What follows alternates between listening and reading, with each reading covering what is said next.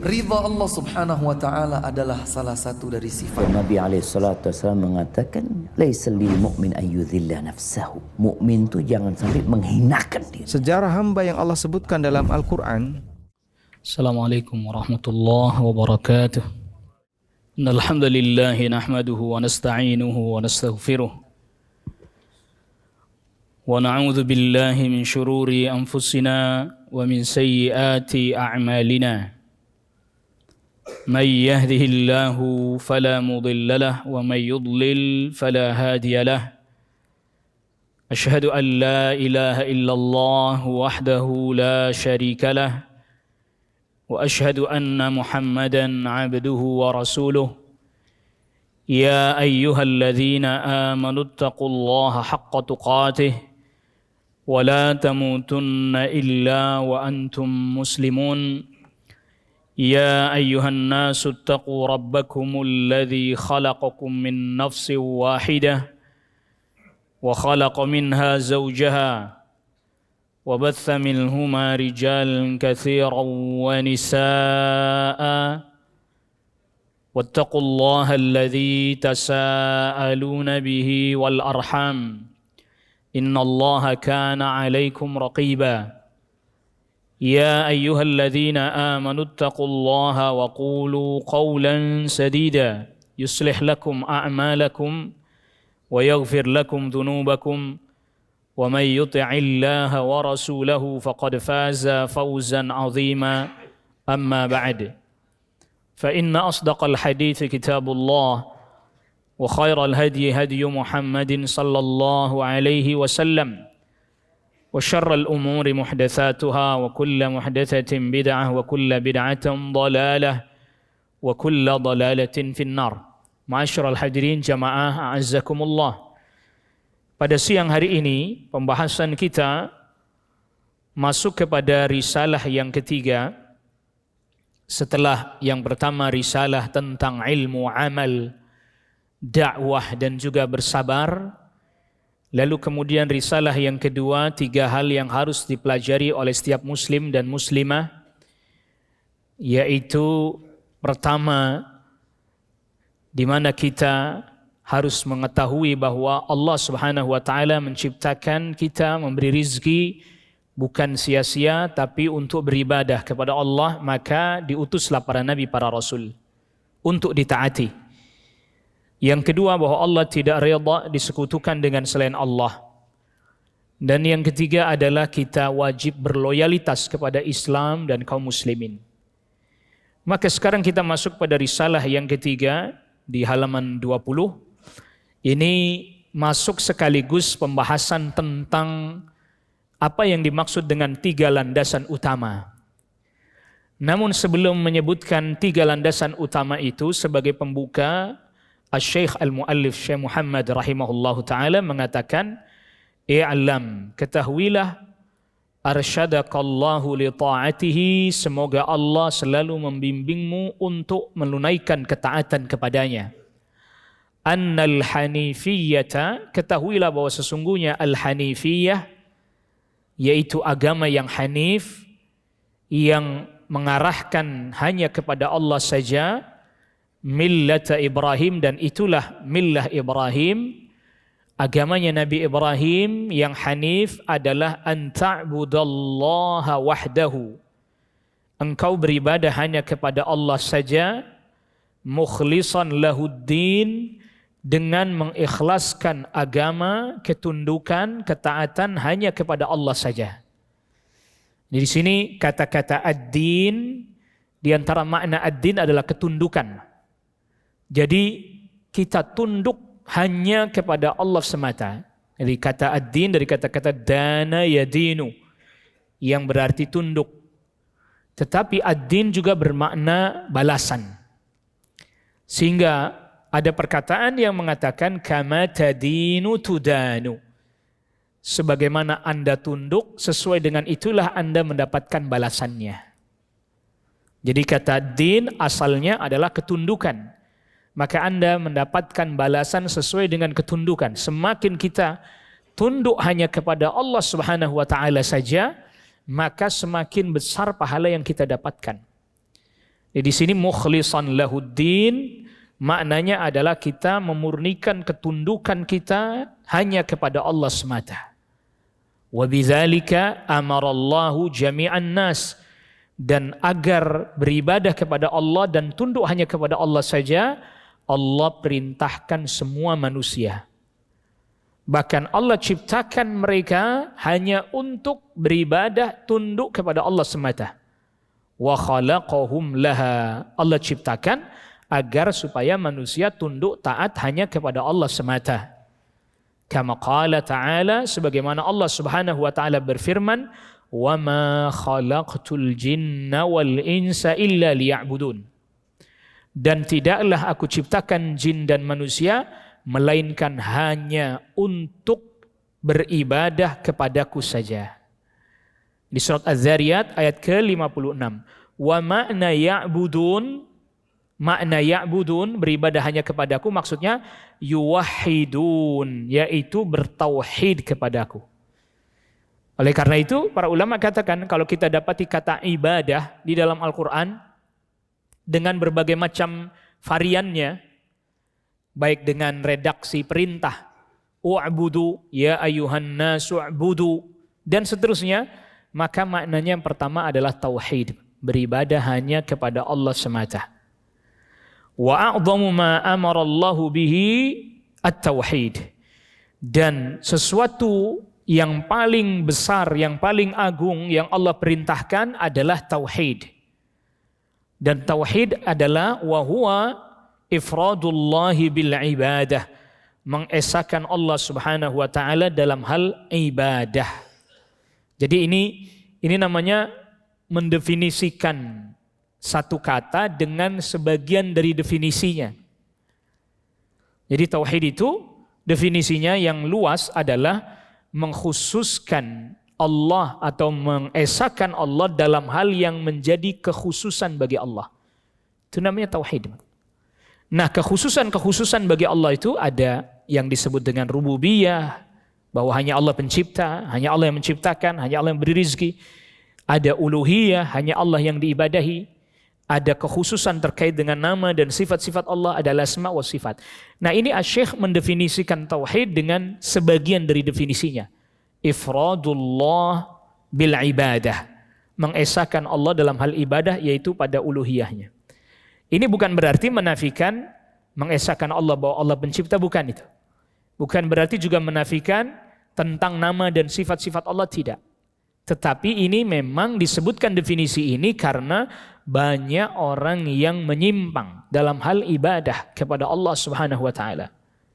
Oleh karena itu kemudian didatangkanlah definisinya ifradullahi ta'ala bil ibadah, mengesahkan Allah Subhanahu wa taala dalam peribadahan.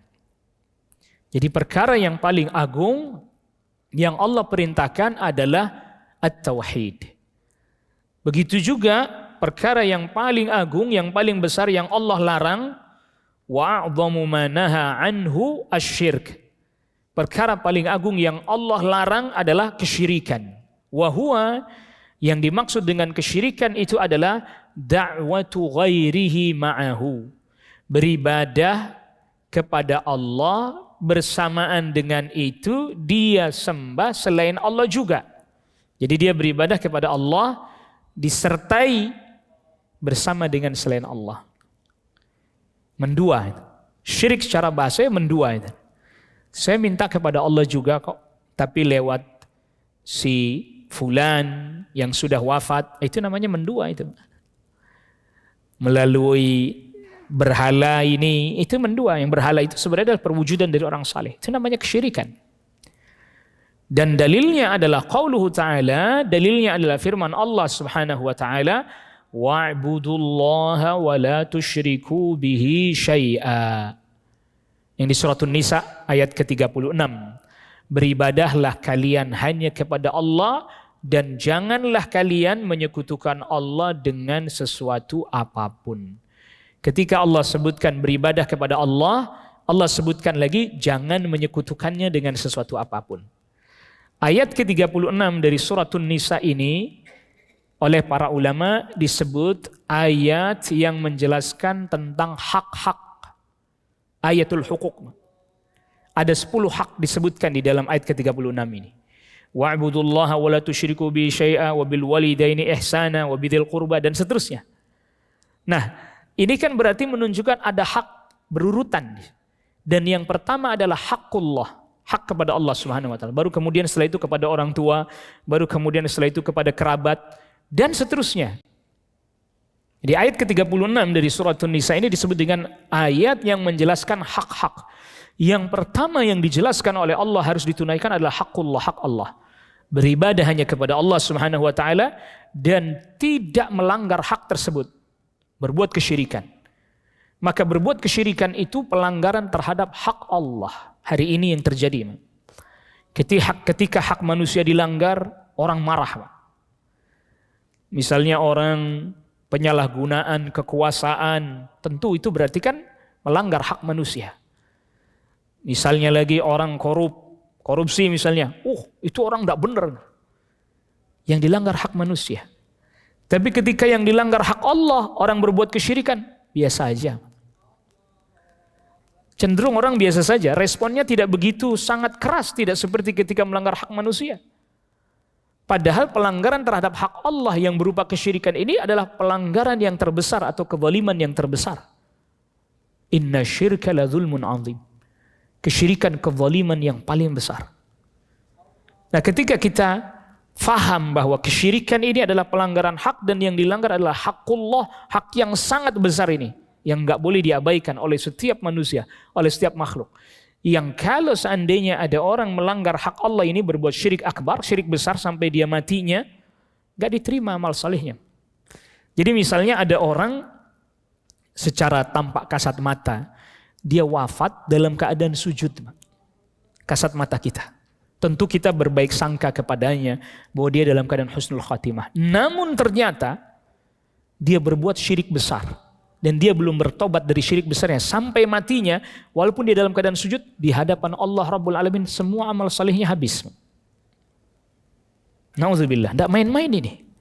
Semua kebaikannya, semua ketaatannya habis semua di sisi Allah Rabbul Alamin. Di mata kita, kalau kita tidak tahu, kita berprasangka baik. Oh, ini orang baik. Maka kita tidak bisa memastikan orang itu benar baik atau enggak. Kita hanya berprasangka baik dan berharap ngelihat zahirnya, wafat dalam keadaan salat, wafat dalam keadaan berpuasa, wafat dalam keadaan ibadah haji kah, wafat dalam keadaan umrah kah. Misalnya, kita wajib berprasangka baik, dia wafatnya dalam keadaan husnul khatimah, penutup yang baik. Tapi nanti hakikatnya di hadapan Allah, misalnya dia ada berbuat kesyirikan yang kita tidak tahu, itu urusannya dia kepada Allah Rabbul Alamin. Namun kalau memang ternyata betul ada, sirna ketaatannya, sirna kesalehannya semuanya. Tidak main-main. Karena yang paling besar dari semua yang Allah perintahkan, tauhid dulu. Tauhid itu asasnya. Makanya syahadat kita dimulai dari asyhadu an la ilaha illallah. Rukun Islam dimulai dari syahadat, bukan dari salat. Bukan dari zakat, bukan dari saum, bukan dari haji. Syahadat. Nah, agar supaya orang ini bisa lurus ibadahnya kepada Allah, tauhidnya kepada Allah, dia bisa lurus, maka dia harus mengetahui 3 hal penting. Faham betul, mengerti betul.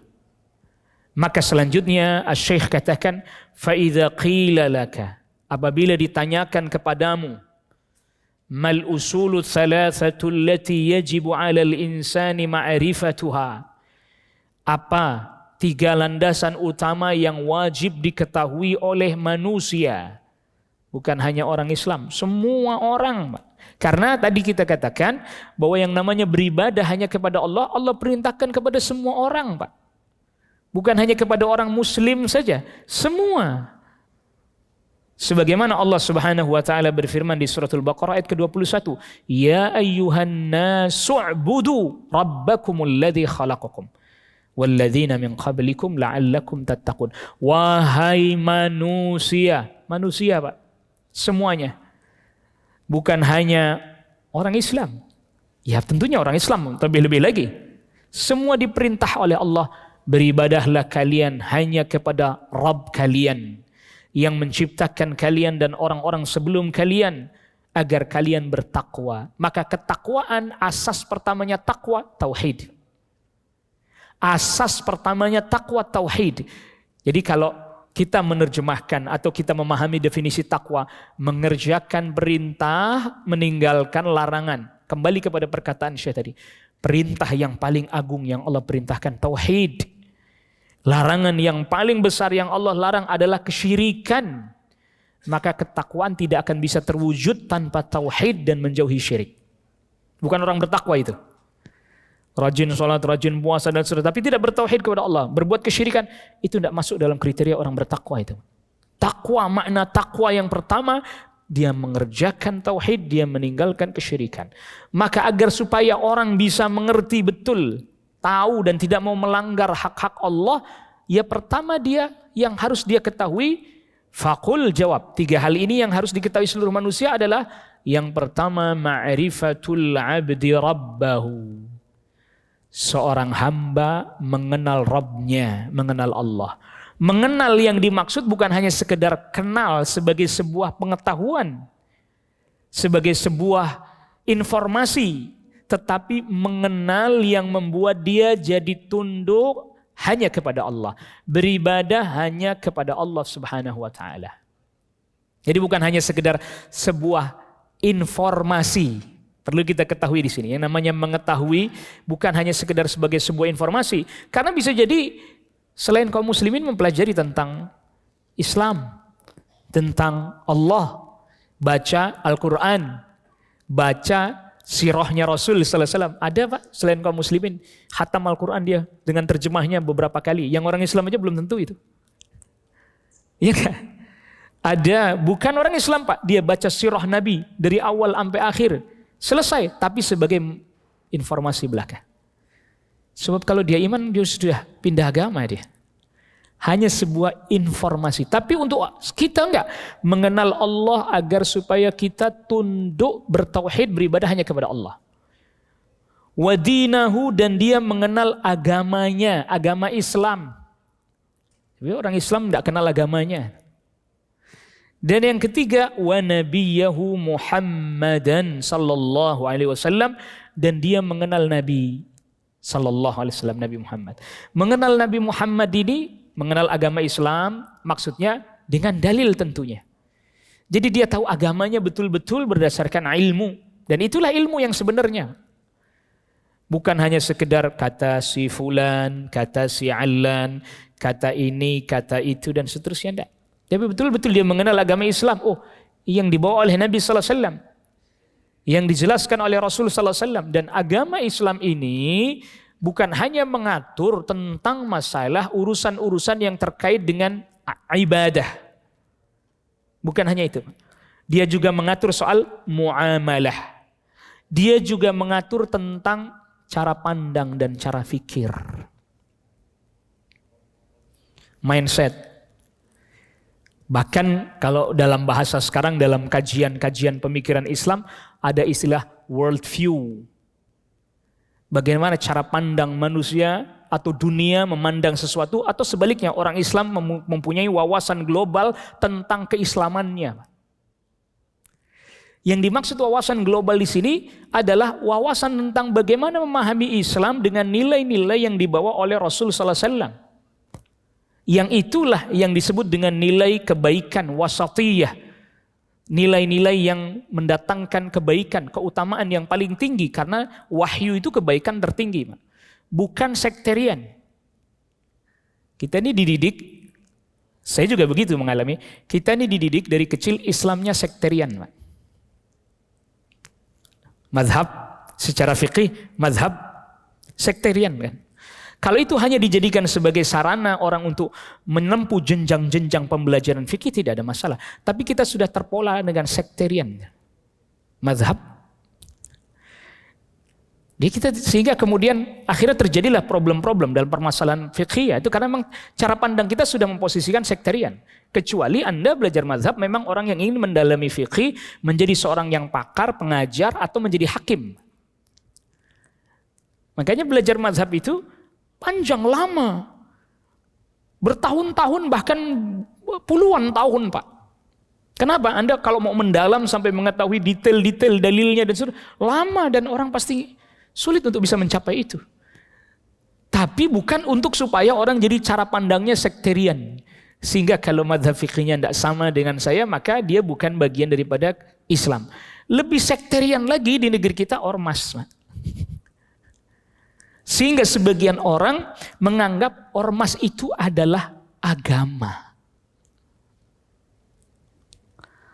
Kita sedang tidak bicara pada tataran teoretik. Nanti kalau pada tataran teoretik akan panjang rumusannya. Tapi pada tataran lapangan. Saya bangga menjadi pengikut ormas A. Saya bangga menjadi pengikut ormas B. Kenapa tidak? Saya bangga menjadi seorang muslim Islam. Ada apa? Sekterian. Dan yang dimaksud dengan mengenal agama Islam secara global itu bukan berarti bahwa semua benar, enggak begitu.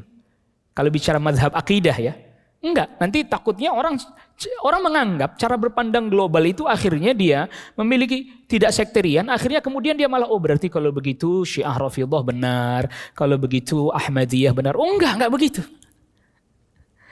Justru mereka itulah yang membuat pola sekterian itu mereka. Ada Syiah Rafidhah, itu mereka yang sebenarnya menyempal, membuat sekterian. Mereka yang membuat sekte-sekte yang dahulunya tidak ada kan pada masa Nabi SAW. Mereka muncul, ada Al-Khawarij, ada Mu'tazilah, ada Syiah. Itu mereka yang menyempal. Itu diantara penyebabnya, satu diantara penyebabnya, pemahaman mereka yang tidak tepat terhadap siapa Rabb mereka. Lalu kemudian bagaimana mereka memahami Nabi SAW. Lalu kemudian mereka bagaimana memahami dinul Islam, agama Islam. Karena hari ini kita akan dihadapi dengan satu pemahaman yang masih cukup ramai sampai sekarang, agnostik. Gak perlu saya agama. Karena dia beranggap itulah cara berpikir yang universal gitu. Karena bagi dia, kalau dia memiliki agama, berarti dia sudah masuk kepada cara berpikir sekterian yang akhirnya tidak menerima yang lain. Itu dianggap lebih mendatangkan kedamaian kata mereka. Lebih damai katanya. Jadi agnostik itu memunculkan satu faham, ya sudahlah kami bertuhan. Tapi tidak perlu harus ada agama tertentu, terserah ya, pokoknya bertuhan gitu aja. Manusia yang berketuhanan katanya. Sedangkan pertanyaannya sederhana, bagaimana orang memahami tentang konsep ketuhanan tanpa melalui jalan syariat atau agama? Dari mana dia dapat? Apa dia dapat wahyu? Kan tidak. Namun kemudian yang keliru adalah ini setiap orang menyempal dari apa yang dibawa oleh para nabi dan para rasul. Sekarang pertanyaannya sederhana, apakah konsep ketuhanan yang dibawa oleh Nabi Ibrahim alaihissalam, yang dibawa oleh Nabi Nuh alaihissalam sebelumnya, lalu kemudian Nabi Adam alaihissalam, Nabi Nuh alaihissalam, Nabi Ibrahim alaihissalam, sama atau beda? Ini kan digali, ayo kita gali. Ini mengenal Rabb, mengenal Allah. Yang tadi sudah disebutkan di awal, millah Ibrahim. Katakanlah tidak dari Nuh atau tidak sampai ke ujungnya ke Nuh atau ke Adam alaihissalam. Di Ibrahim saja alaihissalam. Karena Nabi Ibrahim alaihissalam disebut sebagai bapaknya para nabi, para rasul. Sebab semua para nabi dan para rasul yang datang setelah Nabi Ibrahim alaihissalam adalah dari keturunannya Ibrahim alaihissalam. Maka disebut bapaknya para nabi, para rasul. Abraham, bapak segala bangsa bahkan. Ya kan begitu. Nabi Ibrahim alaihissalam bahkan disebut bapak segala bangsa bahkan. Artinya di jalur Ibrahim, Ishak, Yakub, Bani Israel. Nanti dari jalur Ismail ke bawah ada Nabi SAW, Arab. Bapak segala bangsa. Bapaknya para nabi, para rasul. Maka di sini Syekh sebelum masuk kepada poin 3 ini, beliau menjelaskan tentang agamanya Ibrahim, Al-Hanif, millah Ibrahim. Ini artinya bahwa kita ketika belajar siapa sih Allah, siapa sih Rabb, apa sih agama Islam, apa sih atau siapa sih Nabi dan ajaran yang dibawanya, nanti kita akan ketemu di Nabi Ibrahim alaihissalam. Yang dimaksud ketemu di sini, perhatikan, yang dimaksud berjumpa di sini bukan berarti kita, oh Yahudi juga benar dong, toh berasal dari Ibrahim alaihissalam. Nasara juga benar dong, toh ujungnya bermuara kepada Ibrahim alaihissalam. Sebagaimana Islam juga benar dong, toh bermuara juga kepada Ibrahim alaihissalam. Enggak begitu simpulannya. Justru yang ada, mengapa tatkala Nabi Muhammad SAW diutus, Yahudi tidak mau menerima. Itu dong kemudian. Kalau memang ternyata sama simpulannya dari Ibrahim, Yahudi mestinya menerima dong kan gitu. Kenapa An-Nasara juga tidak menerima? Tidak usahlah Yahudi Nasara. Yang jelas-jelas itu dari jalur Bani Israel. Musyrik Quraisy yang sama-sama dari jalur Ismail. Dengan Nabi SAW pun satu jalur secara bangsa. Secara nasab, secara bangsa, sama-sama bangsa yang berasal dari Nabi Ismail alaihissalam. Kok bisa berbeda? Nah disinilah kemudian diskursus, wacana, diskusi, pembahasan tentu dengan ilmu. Ini kemudian diperbincangkan. Berdasarkan apa? Dalil. Sehingga kita mengenal Allah, mengenal Nabi, mengenal agama Islam, mengenal Nabi SAW berdasarkan dalil, bukan persepsi. Di sini karena nanti akhirnya kalau kita pakai persepsi kita masing-masing, cara pandang kita masing-masing, nggak akan ketemu. Kalau toh ketemu pasti bukan pada titik temu yang diharapkan. Kalau toh bertemu bukan pada titik temu yang diharapkan. Jadi tidak semua bertemu itu kemudian otomatis benar. Karena apa? Belum tentu pada titik temu yang diharapkan. Oh ya sudah kalau begitu, tidak apa-apa, Yahudi pun benar, Nasara pun benar, sebagaimana Islam juga benar. Anda tidak boleh merasa paling benar sendiri, ya, yang lain juga benar. Surga terlampau luas kalau hanya buat segelintir orang atau orang Islam saja. Ini dianggap sebagai sebuah titik temu. Apakah ini titik temu yang diharapkan oleh Nabi SAW? Apakah titik temu ini yang dimaksudkan dari diutusnya Rasul SAW? Kalau titik temu yang seperti tadi simpulannya, pasti Nabi tidak akan dimusuhi oleh Yahudi, Pak. Faktanya Nabi SAW dimusuhi oleh Yahudi.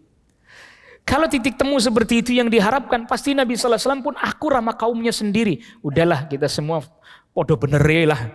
Dia tidak usah berantem, tidak usah ini ya. Yang akur. Pasti Abu Jahal tidak akan bereaksi sampai mau membunuh Rasul SAW, ngepung rumahnya Rasul SAW. Bukankah itu yang pernah ditawarkan oleh Abu Jahal bahkan kepada Rasulullah SAW? Udahlah, tidak usah saling menyalahkan ya. Kita akur-akur aja. Bahkan kalau perlu pas lagi saya ibadah, Anda ikut hadir, wahai Muhammad. Sebaliknya ketika Anda ibadah Muhammad, kami juga ikut apa? Ikut hadir berpartisipasi. Kemudian turun surat apa? Al-Kafirun. Kalau memang titik temu, ini kan kita sedang bicara diskursus sebagian orang hari ini. Mereka berdiskursus sebuah titik temu. Apa titik temu ini yang diharapkan dengan diutusnya Rasulullah SAW? Kalau titik temu seperti yang diwacanakan, didiskursuskan pada hari ini, dakwahnya Rasul tidak akan dimusuhi oleh Abu Jahal, Pak. Dakwahnya Rasulullah SAW pun tak akan dimusuhi oleh Yahudi. Dakwahnya Rasulullah SAW pun tak akan dimusuhi oleh An-Nasara. Kalau memang titik temu yang seperti itu yang diharapkan, udahlah masing-masing. Kalau soal masing-masing secara keberadaan, eksistensi, nggak bisa dihindari, pasti akan ada. Perbedaan eksistensi itu pasti akan terjadi. Namun kita bicara tentang kebenaran di dalam agama. Kebenaran di dalam agama. Kalau dibilang klaim satu kebenaran, mau tidak mau, kita harus bicara tentang itu. Mau nggak mau kita harus bicara tentang itu. Karena tadi mengenal Allah. Tuh, satu itu saja. Bagaimana kemudian konsep ketuhanan itu dirububiyah kan? Mengenal rububiyah Allah yang berujung kepada mengenal uluhiyahnya Allah. Maksudnya mengenal siapa yang ciptakan kita, siapa yang kasih rezeki kita. Yang ujungnya muaranya adalah agar kita mau beribadah murni hanya kepada Allah semata. Itu tujuan utamanya. Bukan hanya sekedar mengenal Allah, ya saya juga yakin kok Allah itu ada. Bukan hanya sampai di situ. Yahudi pun meyakini itu. An-Nasara pun meyakini itu bahwa Allah ada. Dengan sebutan mereka yang masing-masing. Ada yang misalnya orang Yahudi menyebutnya Elohim kah? Orang Yahudi menyebutnya Yahweh kah? Atau orang Nasara menyebutnya Allah kah? Dan seterusnya. Itu semua kita memang meyakini secara satu bahwa Allah ada. Dua, bahwa Allah pencipta. Semua kita meyakini itu, Pak. Kalau memang titik temu itu yang kemudian diharapkan, maka pasti Nabi SAW tidak bertikai dengan Yahudi. Nabi SAW pasti tidak berselisih juga dengan An-Nasara. Bahkan Nabi SAW pun tidak akan berselisih dengan orang-orang musyrik Quraisy. Karena mereka semua tidak ada yang ateis.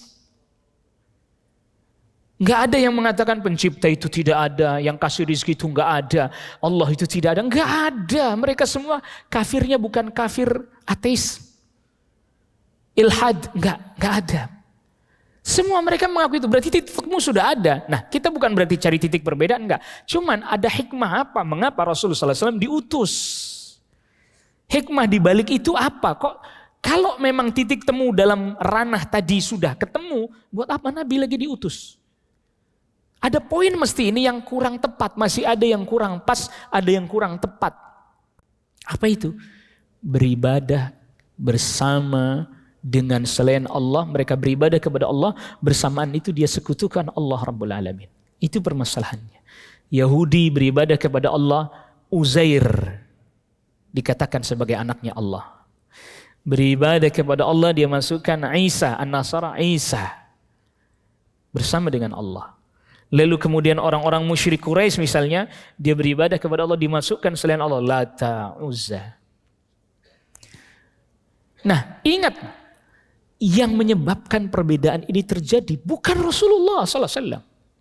Jangan salah paham. Memang Rasulullah SAW tatkala diutus, kejadian atau keadaan itu sudah terjadi sudah. Rasulullah SAW diutus untuk mengembalikan. Ini jangan sampai orang salah memahami. Sehingga dianggapnya ketika orang mengajak kepada tauhid, itu memecah belah. Enggak. Ketika Rasulullah SAW diutus, memang orang sudah terpecah-pecah. Yang Yahudi Uzair, yang Nasara Isa, yang musyrik Quraisy Lata Uzza, udah berpecah. Nah, kalau kita urutkan ke atas kepada Nabi Ibrahim alaihissalam, ajarannya Nabi Ibrahim begitu enggak? Tidak, berarti mereka kan berpecah setelah sebelumnya tidak berpecah. Berpecah setelah sebelumnya bersatu. Lalu diutus para nabi dan rasul mengembalikan lagi. Diutuslah Musa alaihissalam. Ayo kembali lagi ke ajaran bapak kita yaitu Ibrahim. Diutuslah Isa alaihissalam. Ayo kita kembali lagi kepada ajaran bapak kita yaitu Ibrahim alaihissalam. Sampai diutus Nabi SAW, ayo kita kembali lagi kepada ajaran yang bapak kita Ibrahim alaihissalam. Jadi bukan berarti kedatangan para nabi dan para rasul itu yang membuat pecah belah. Tidak, justru perpecahan terjadi ketika masa-masa kosong para nabi para rasul. Para nabi para rasul kosong kan, disebut istilahnya para ulama masa fatrah. Pada saat itulah manusia berpecah karena mereka tidak ada yang memandu. Sedangkan kitab suci terdahulu yang diturunkan oleh Allah tidak dijamin kesucian, tidak ada yang memandu, maka dibutuhkan nabi dan rasul yang datang lagi setelahnya mengembalikan mereka dari perpecahan yang telah mereka buat dan terjadi pada diri mereka sendiri setelah ditinggalkan nabi dan rasul sebelumnya. Ayo kembali. Setelah Nabi Musa alaihissalam jarak jauh, datang Nabi Isa, ayo kembali. 600 tahun setelah Nabi Isa alaihissalam diutus Nabi SAW, ayo kembali. Jadi sebenarnya dakwahnya para nabi dan rasul diistilahkan dengan dakwah islahiyah, dakwah perbaikan, mengembalikan manusia kepada ajaran para nabi, para rasul sebelumnya. Bukan bawa sesuatu yang makin menambah perpecahan. Ini kan kita sedang menghadapi satu persepsi nih. Agama itu sumber perpecahan, agama itu menyebabkan kita saling bermusuhan, agama, enggak, ternyata hawa nafsu kita Pak, yang bikin perpecahan itu.